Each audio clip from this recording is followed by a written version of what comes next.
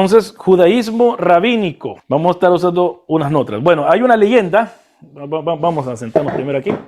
Hay una leyenda que dice de que uno de los sabios, Rabban Yohanan ben Zakkai, cuando él trató de escapar de Jerusalén, que estaba en el año 70, como ustedes saben, como lo hemos estudiado ya, estaba siendo destruido por los romanos. Él pidió que lo sacaran, huir de ahí, en un ataúd. Bueno, y al salir del ataúd, él dijo que lo llevaran al comandante que estaba ahí, a Tito. Y entonces le dijo de que él iba a ser emperador, y en realidad llegó a ser emperador. Entonces, cuando ya estaban, ¿cómo se llama?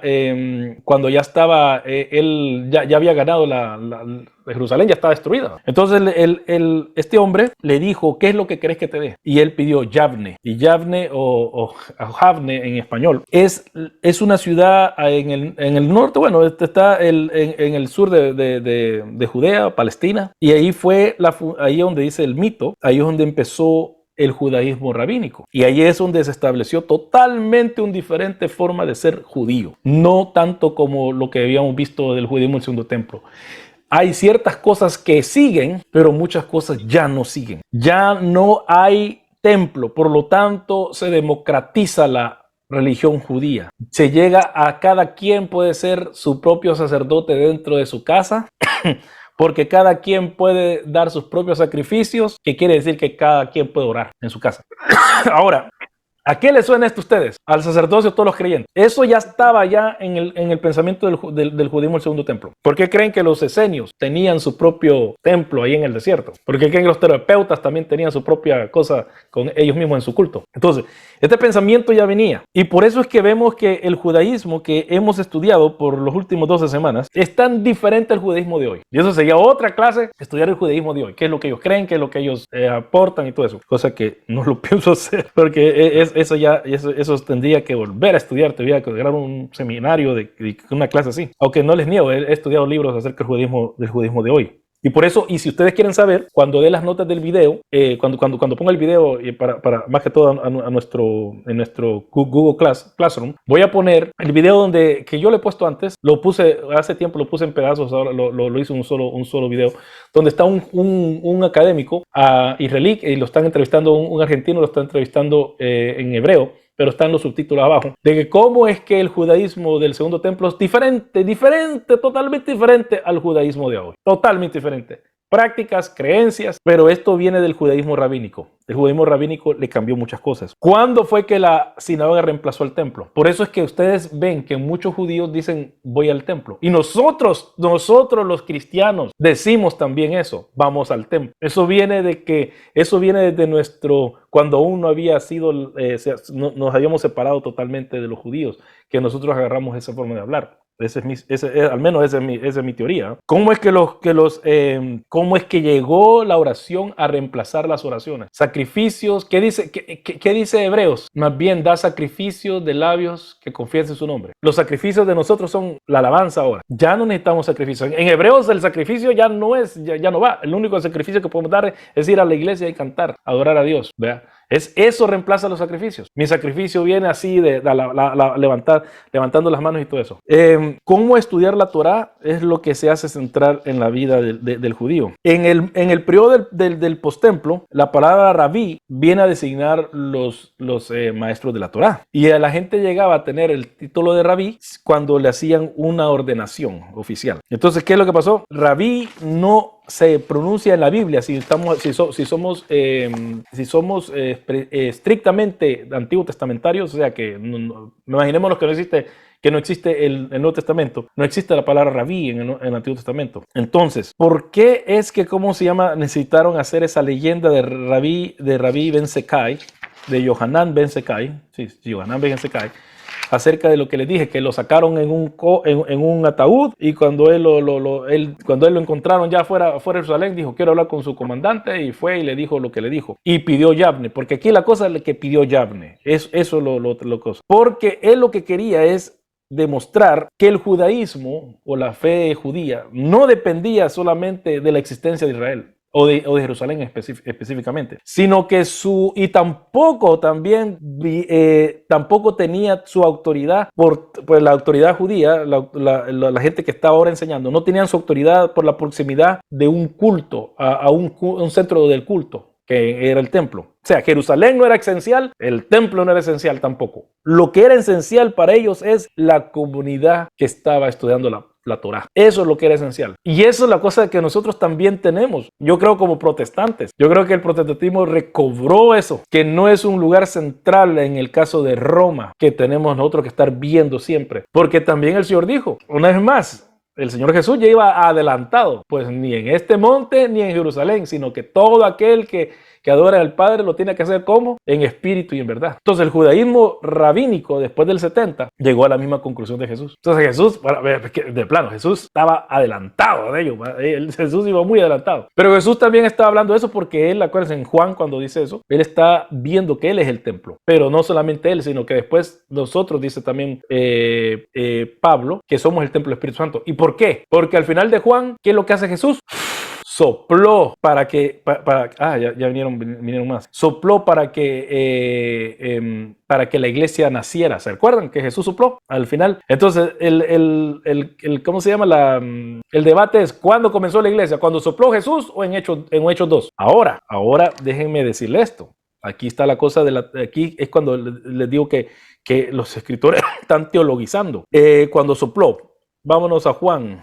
El último capítulo de Juan, si no me equivoco, el capítulo 20, después de esto, y creo que Tomás y sopló, vamos a ver si alguien me puede ayudar también, si queda alguien más rápido que yo, porque y lo voy a leer aquí, porque esto viene del Antiguo Testamento. Dice Génesis 2:7. Entonces el Señor Dios formó al hombre del polvo y la tierra. ¿Y qué hizo el Señor? Y sopló en su nariz el aliento de vida y fue el hombre un ser viviente. Y entonces en Juan 20:20, ¿qué hace Jesús? Después de decir esto, sopló sobre ellos y les dijo, recibí el Espíritu Santo. En Génesis, en Arque, en Logos, en el principio era el verbo. En el principio Dios creó los cielos y la tierra. Y el verbo estaba con Dios y el verbo era Dios. Y todas las cosas fueron hechas por medio de él. Entonces, estamos viendo que Juan está agarrando el relato o lo que nos dice Génesis 1 y 2 y lo vuelve a repetir, tanto como lo que hace Jesús, en el caso de que Jesús cuando resucita, ¿qué piensa que es? Que es jornalero. ¿Cuál fue el trabajo principal o el primer trabajo que le dieron a hacer a Adán? Cuidar el huerto, jornalero. Está teologizando todo, por eso se le dice Juan el teólogo. Y entonces, después, en Juan 1:1 ya se nos dice de que Jesús es el creador. ¿Y cómo termina el evangelio en Juan 20? Después de esto, decir esto, sopló sobre ellos y les dijo, recibí el Espíritu Santo. Entonces, para que tomaran vida. ¿Y qué es lo que hizo Yahweh en el capítulo 2 de 2:7 de Génesis? Sopló también. ¿Y qué pasa ahora? ¿Y qué pasa en Hechos 2? Cuando llegó el día de Pentecostés estaban todos juntos en un mismo lugar. De repente vino del cielo un ruido como de una ráfaga de viento impetuoso. De vuelta, viento que llenó toda la casa donde estaban sentados. ¿Cómo es que estaban allí si estaban supuestamente sentados y dice la Biblia que estaban con la puerta trancada? ¿Se recuerdan? ¿Cómo entró ese aire? ¿Quién sabe? Pero la cosa es esta, de que una vez más hay un viento. ¿Y qué pasó cuando bajaron las aguas del diluvio? ¿Qué pasó? ¿Quién se recuerda? ¿Cómo Dios hizo que bajaran las aguas del diluvio? ¿Nadie se acuerda? Soplando. Dice? ¿Ah? ¿Cómo? Cuando sopló. Sopló. Ajá. Entonces venía soplando. Hubo un viento. Sí. Ajá. Un viento. Cuando Dios hizo, en el principio el Espíritu de Dios se movía sobre el abismo. Había algo soplando siempre. Cuando en la creación pasó eso y de vuelta a la nueva creación, que según Génesis es cuando las aguas se quitaron, porque de vuelta fueron separadas las aguas de la tierra. En el Génesis 1 y 2, bueno, más que todo en 1, vemos que las aguas son separadas ¿cómo se llama? Y las aguas se llamaron mares y lo seco se llamó tierra. Y otra vez está de vuelta el Espíritu separando las cosas. Ya en Génesis 9, si no me equivoco, cuando llegan al monte de Ararat, ¿verdad? Bueno, no me acuerdo, ahorita sí no me acuerdo de eso. Génesis 9, ¿verdad? No, el 9 es cuando empieza, sí, en el 8. Dice así, y envió el cuervo, dice, bueno, y se acordó Dios de Noé y de todas las bestias, de todo el ganado que estaban junto con él y en el arca, y Dios hizo pasar un viento sobre la tierra y decrecieron las aguas. Un viento. Una vez más, otro viento. En el principio el Espíritu de Dios, el Rúa, el viento, se movía en medio, se movían sobre las aguas. Y esta vez viene de vuelta a eso y hace ya se que se quiten. Después, en el Nuevo Testamento, ¿quién baja como paloma? ¿Ah? El Espíritu Santo. ¿Y qué fue lo que hizo a Noé saber de que la nueva creación había llegado? Una paloma. Todas esas cosas uno tiene que tomar en cuenta, mis hermanos. Eso es leer la Biblia canónicamente. Y eso es una hermenéutica canónica que yo puse. Parece que lo puse. Que hablé en el unboxing del libro de Constantine Campbell. Hablé y leí una parte del libro. Si ustedes lo han visto ese video, si no lo han visto, se les recomiendo solo por ese pedazo. Porque por eso leí ese pedazo, por cómo yo leo la Biblia.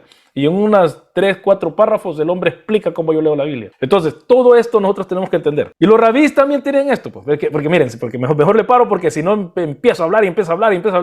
Pero se fijan cómo todo va, ¿cómo se llama? Encajando. Todo va encajando. Como ustedes saben, Hechos 2, lo que pasó en la Torre de Babel se da vuelta. En la Torre de Babel todos empezaron a hablar diferentes lenguas y nadie entendía nada. En Hechos 2, todos hablan en lenguas y se vuelven a entender de las maravillas de Dios. Solo en ese capítulo pasa eso. No pasa más, porque en el capítulo 10 y en el capítulo 19 no pasa, mucho menos en Corintios. En Corintios Pablo da otro texto en Isaías para explicar por qué la gente está hablando en lenguas. No es lo mismo. A pesar de que los secesionistas baratos, diría yo, porque los secesionistas que saben su tema nunca van a hacer ese error. Los secesionistas dicen que las lenguas se tienen que entender. No, Pablo dice que no, porque dice y cita Isaías, por medio de otras lenguas hablaré este pueblo y así aún no entenderá. Y está hablando acerca de cuando llegaron los babilónicos a conquistarlos. Es otro texto.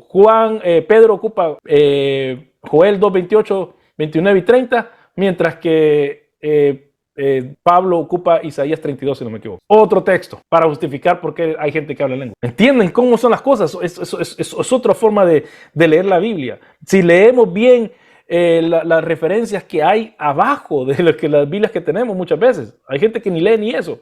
Y esas cosas están hechas, toda la gente, les voy a decir esta cosa, dentro de poco voy a estar yo recomendando una Biblia con CLIE, la Biblia de la profética, voy a hablar con uno de sus editores. A mí me gustan las Biblias así, pero a mí lo que más me interesa en la Biblia son las referencias me interesan más. Y por eso mucha gente recomienda aún comprar el Nuevo Testamento en griego, que usted no sepa griego, pero las referencias las va a entender, porque ahí hay bastantes referencias. Entonces usted va a entender cómo es que están las referencias. Entonces eso es lo importante, entender qué es lo que está pasando. Entonces los judíos hacían eso. ¿Y por qué hicieron entonces en Yavne esto? Para mantener un sentido de historia y continuidad. Y no querían reformar ni innovar. Jesús no era ni un reformador, no era ni un innovador, porque Jesús llamaba, no, aquí les traigo otra nueva cosa, no. Y el nuevo pacto no es que sea un nuevo pacto que es totalmente diferente, no. Jesús es la Torá y nos va a llevar a otro entendimiento de lo que quiere decir la Torá. Porque Jesús dijo, habéis leído, amarás a tu prójimo y odiarás a tu enemigo. Mas yo digo, amarás a tu prójimo y amarás a tus enemigos. Y él empieza a reinterpretar la Torá como él quería, como Dios quiere, porque él es Dios. Bueno, tenemos que ver también por qué es que los judíos después de Yavne y también para el año 200, porque hasta el año 200 vamos a llegar ahorita a hablar, tuvieron bastante, estos judíos de rabínicos tuvieron bastante éxito, porque habían pasado dos cosas. Antes de Yavne pasó la destrucción del templo, del 66 al 70. Después de Yavne, Bar Kokhba, del 132 al 135 de nuestra era. Estoy hablando de nuestra era ya. Pero por muchos siglos, la única forma de expresar su fe religiosa era yendo al templo. Y de repente esto desaparece. Y muchos pudieron haber interpretado esto como que Dios perdió. De nuevo, perdió contra los babilónicos, perdió contra los romanos una y dos veces. En el 70 y en el 132, 75. Ese es el pensamiento de un judío, que es lo que posiblemente estaban ellos pasando. No tenían ya templo. Recordemos que con nuestras primeras clases, ¿cómo comenzamos? Con Ciro. Que Ciro manda, Dios de Yahweh o Adonai me mandó a hacer esto. Y sabemos que en el cilindro de Ciro, que lo vimos en la clase esa, en el cilindro de Ciro dice, no menciona Israel, sino que el cilindro de Ciro dice de que él ha mandado a reconstruir todas las otras naciones, los dioses de todas las naciones, porque él es el Dios de él, Marduk es el mero Dios, es el Dios más, el Elyon, el más alto. De ahí viene ese concepto, el Dios más alto, el Altísimo. Pero vienen los judíos y se hacen de ese edicto y lo dicen, no, Dios nos está nosotros reconstruyendo nuestro templo. Dios ha mandado eso. Y sí, en la gracia mundial que Dios tiene para con todos, ahí aprovechan hasta los judíos y ellos rehacen su templo y tienen un templo. Solo pasaron sin templo 70 años, un poquito más, porque se tardaron también unos años en reconstruirlo, pero pasaron, pongámosle, 75 años sin templo y de ahí de vuelta con templo. O sea que casi, no contando esos 80 años, pongámosle, sin templo, ellos habían tenido siempre templo y de repente no tenían templo. Por 500 años habían pasado 500 años y de repente se quedan sin templo de vuelta. Hasta 4 templos tenían, como hemos visto. Entonces, de repente ya no tienen ni un templo. Entonces, ¿cómo ellos van a expresar su fe? ¿Y qué hacían algunos judíos después de la destrucción del segundo templo? Algunos judíos hicieron ascetas, ya no comían ni bebían carne y no bebían vino, porque ellos decían que estas cosas eran comidas también en el templo y por lo tanto tenían que ser, no se tenían que consumir. Pero el rabí Yeshua dijo de que si seguimos esa lógica, tampoco se puede consumir pan y agua, porque también eso se consumía en el templo. Y aquí es donde viene la cosa. Este mismo rabí, Joshua, que cómo es que se va a perdonar el pecado si no hay templo, porque solamente en el templo se puede hacer el sacrificio del pecado. A lo que Yohanan, ahorita lo voy a escribir para que ustedes lo vean, a lo que Yohanan Ben Zakkai responde que las obras de amor, obras de amor o obras de caridad, es la mejor traducción. Las obras de caridad reemplazan el sacrificio. Ahora, recuérdense qué es lo que dice en Gálatas, y aquí con la hermana Marta que hablamos de esto bastante. En Gálatas, ¿qué dice con respecto al perdón de pecados? Que hay que llevar el yugo de Cristo. ¿Y qué es eso? ¿Cómo vamos a nosotros a cumplir la ley de Cristo? Llevando las cargas los unos a los otros. Eso es lo nuevo para Gálatas. Y miren lo que dice Yohanan Ben Zakkai. Obras de caridad, eso es lo que reemplaza el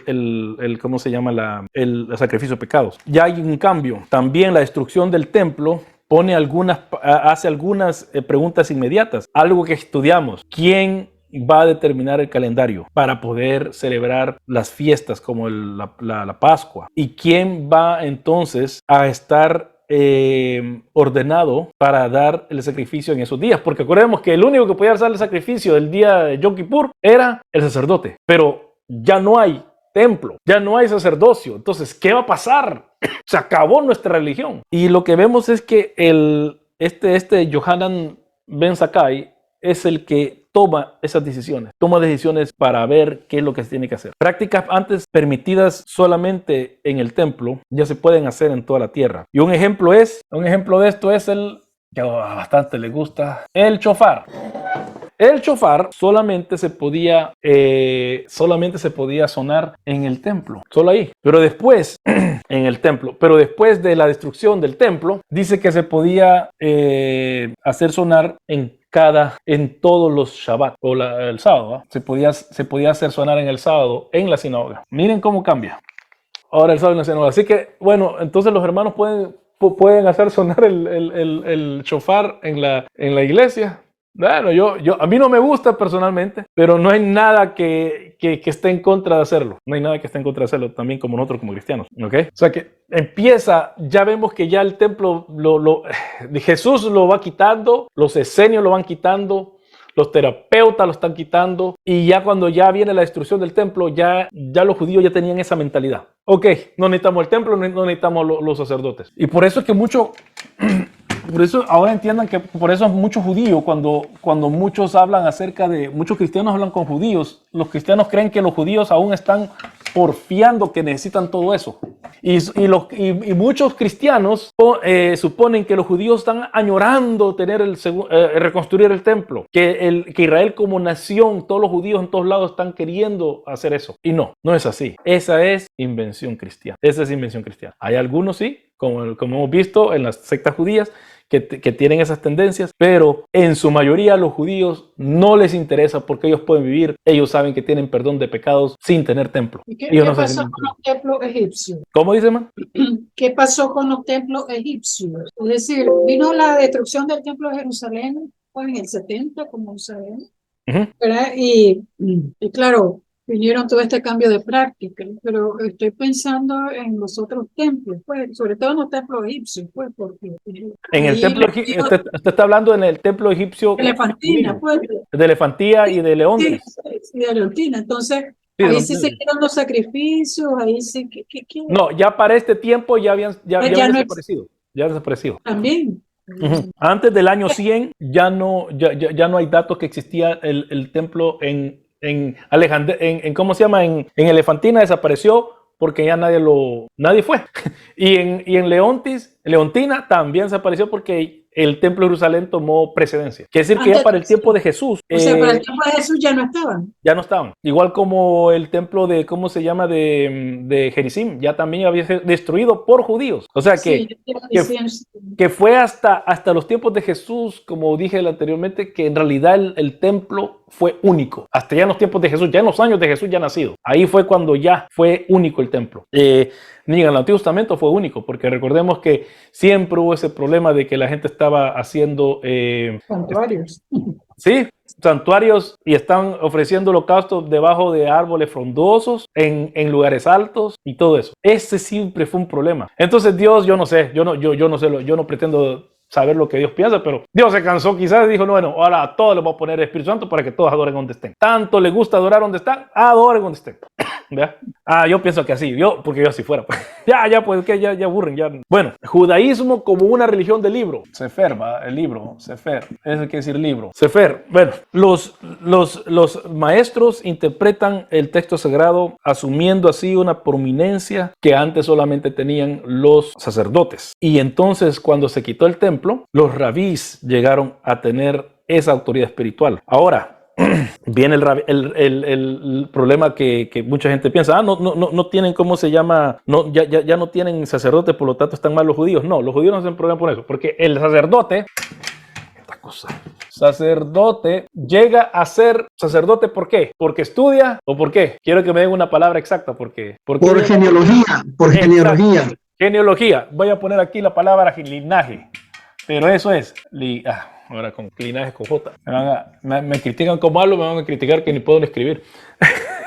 Sacerdote, linaje y el rabí. ¿Cómo llega a ser rabí uno? ¿Alguna opinión? Sí, por estudio tal vez. Exacto. Estudio, carisma y voy a poner esto también. Mérito. ¿A qué le suena esto? A un pastor. ¿Verdad? Porque uno llega a ser pastor porque lo ordenan, como el rabí lo ordenan también, pero porque tiene estudio, carisma y mérito.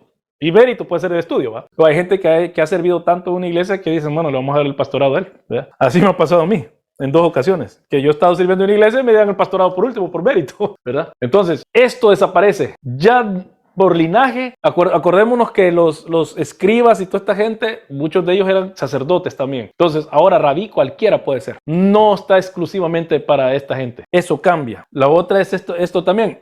El sacerdote, ¿dónde servía exclusivamente? ¿Dónde servía el sacerdote? En el templo. ¿El rabí a dónde puede servir? Entonces, lo que yo estoy queriendo apuntar a todo esto es cómo, por qué los Cogens, porque cuando usted ve a un judío que tiene este apellido, los judíos son bien fregados, ¿por qué? Porque Cohen, yo inmediatamente sé que es sacerdote, que viene de ahí. ¿Verdad? Cuando ven esto, inmediatamente a mí me dicen, vos venís de los cantores, o vos venís de los, ¿cómo se llama? De los músicos. Y fíjense cómo son las cosas. Mi papá, él agarró el instrumento y mi papá toca guitarra, ya no la tocaba, pero nadie le enseñó. Yo toco, nadie me enseñó. Mi hijo toca, nadie le enseñó. Entonces, a veces yo ya me creí lo que me dijeron a mí de pequeño siempre, de que los joveles, como venimos de Judá, por eso es que tocamos por pura inercia. ¿Quién sabe, verdad? Yo no sé, yo eso lo digo. Pero es bien interesante eso, de que tu apellido lo define a uno lo que termina siendo adentro del judaísmo. Y a veces pasa, a veces no. A veces hay gente que cogen y no son más impíos que saber qué. Pero ya no están, sin esto no sobrevive, pero esto puede sobrevivir sin esto y puede estar en cualquier lugar. Sinagoga en cualquier lugar puede estar.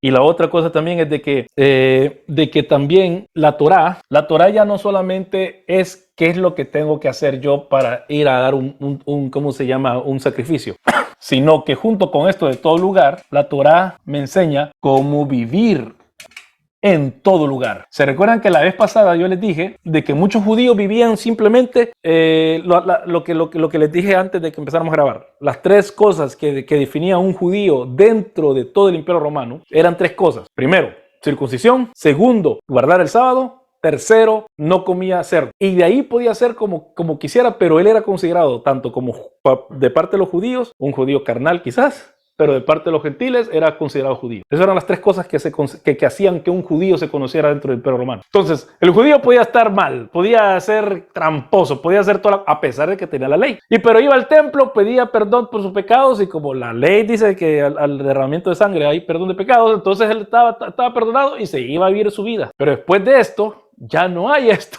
Después de que cayó, ya no hay templo. Entonces, ¿qué hago? Ya esto lo tengo que vivir como una vida en santidad o una vida conforme a la Torah. Cambia la cosa. Por eso les digo, la visión de que era una nación santa, los judíos que guardaban la ley, no. Por eso es que los saduceos, los fariseos ponían tradiciones y cercaban la ley, lo que ellos le decían, cercaban la ley, porque para que la gente no pecara. Y aún, como lo vemos en Juan, ¿qué es lo que dice son sacerdotes? Esta gente son pecadores. Esta gente está maldita. A los mismos de ellos le está diciendo eso. Porque no guardaban la ley. Porque no le enseñaban. No le enseñaban. Porque es que el pueblo de Israel fue desterrado porque no enseñaban la ley. Porque es que el pueblo de Israel, este gran problema en el segundo templo, porque solo una élite sabía la ley. No todos sabían la ley. ¿Por qué todos seguían a Jesús?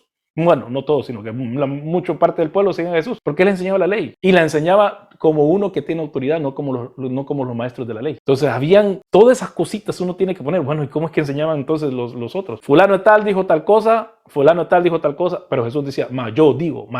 Es diferente la forma de Jesús. Entonces ya no hay sacerdote, ya no hay templo, ya no hay sacerdote, solo quedan los rabís. Y los rabís democratizan la religión judía. Ya no solamente en un lugar se tiene que adorar, como lo que dijo Jesús. Ahora se puede adorar en todo lugar, porque en todo lugar hay sinagogas. Hasta aquí en Windom veo, donde yo vivo, he visto gente con la yamaca o con la kipá. Y yo digo, ¿y dónde? Aquí no hay una sinagoga. ¿Y cómo le hacen para ir el sábado a la sinagoga? Porque el sábado no puede ir a... Yo manejo 40 minutos a veces para ir a la iglesia y no se puede hacer, no se puede hacer, ¿cómo se llama eso? En el judaísmo, yo no sé cómo le hace esa gente. Bien interesante todo esto. Y aquí vamos a ver, ¿y qué es lo que hicieron entonces? Pero esto de la Mishnah lo voy a decir después, porque es lo último que vamos a hacer. Ok, la oración, una vez más. Alguien puso que le gustó las 4 cosas de la oración, ahí el video que hice la semana pasada. La oración llegó a reemplazar no solamente el sacrificio, no solamente llegó a reemplazar el sacrificio, sino que también ya se hizo la forma de comunicación con Dios. Imagínense, antes de esto, la única forma de comunicarse con Dios era a través del sacerdote. El sacerdote es el que decía, ya diste tu pecado, como lo que dice, va a pronunciar las palabras de Jehová, la palabra de Yahweh, cuando se está haciendo el sacrificio. Esa es la única comunicación que la gente tenía. Después de cómo se llama, de esto que pasó, de la destrucción del templo, la oración se hace el vehículo para que el judío pudiera comunicarse con Dios. Ya no son por medio de los sacrificios. Y por eso es que vemos también, una vez más, el Nuevo Testamento va adelantado de ese pensamiento. Ya va adelantado, hace énfasis en la oración. Una vez más, no todos los judíos oraban mañana, tarde y noche como vemos con Daniel, o en la tarde, o mañana y tarde como vemos también en el libro de los Hechos. No todos hacían eso, porque esa gente pasaba trabajando. Esa gente no se tomaba el tiempo, los minutos de orar. Su comunicación con Dios eran las 3 fiestas principales del año, una que otra vez llevaba un sacrificio de acción de gracias, eso era todo. Ahora la cosa se democratiza. Oye, Luis. Ajá. O sea que por eso Jesús les dijo a ellos de que el sábado fue hecho por causa de ellos y no al revés. Sí, exacto. Porque en el sábado, y eso de que era una obra, que era un trabajo. Por eso le digo, los que no vinieron porque yo estuve como 48 minutos hablando y no grabando, porque me puse a hablar acerca de las obras de la ley. Porque esto es ¿cómo se llama? Obras de la ley. ¿Qué es la obra de la ley? ¿Qué es una obra de la ley? Porque para muchos, obra de la ley era ¿qué? Sanar a un enfermo el sábado. Porque dijo, hay 5 días para trabajar. Si quieren ¿cómo se llama? Quieren sanidad, vengan uno de esos días. ¿Y qué es lo que dijo Jesús? Sanar es una obra de la ley. Y cuando se te cae un buey o un buey dijo, ¿va? Se te cae algo en un hoyo, no lo vas a salvar. Y eso no es obra de la ley. No, pues estaba salvando algo.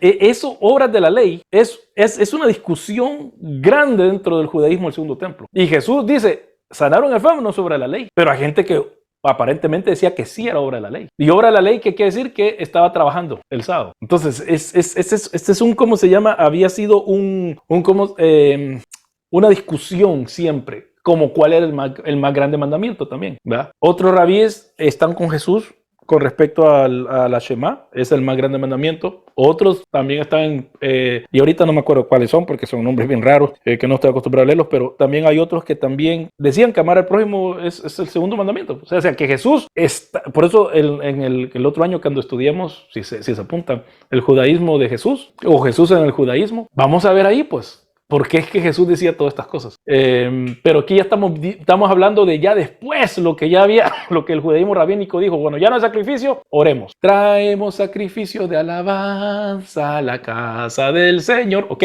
un sacrificio, alabanza también. Entonces, imagínense, los sacrificios ya vienen a ser otra cosa. Ya el judaísmo ya sabía de que alabanza era un sacrificio, que oración era un sacrificio, ya no necesitamos sacrificios de animales. Por eso vuelvo a repetir, cuando nosotros queremos evangelizar a los judíos, o esos judíos para Jesús y todo eso, y les queremos, como dicen en El Salvador, disculpen, zampar, les queremos meter esta forma de pensar de nosotros, que ustedes tienen que creer esto. ¿Qué? Nosotros no creemos tal cosa. Eso se fue en el año 110, 150 de nuestra era, la era después de Cristo. Ya los judíos no creen en eso. Pero nosotros aún seguimos demandando que crean cosas que ellos ya no creen. Y dicho sea de paso, es igual como los creacionistas. Yo soy creacionista, pero yo no creo que, bueno, ciertas cosas del creacionismo norteamericano las creo. De que ustedes siguen a Darwin. Yo hablo con gente de la universidad cuando voy a... Ellos no siguen a Darwin. Darwin puso una base, pero ya la gente ya no sigue a Darwin. Y nosotros seguimos peleando con un argumento de hace 2 siglos prácticamente, que los científicos ya no siguen. Y aún nos preguntamos, ¿por qué los científicos no nos creen? Porque están hablando cosas de hace 2 siglos.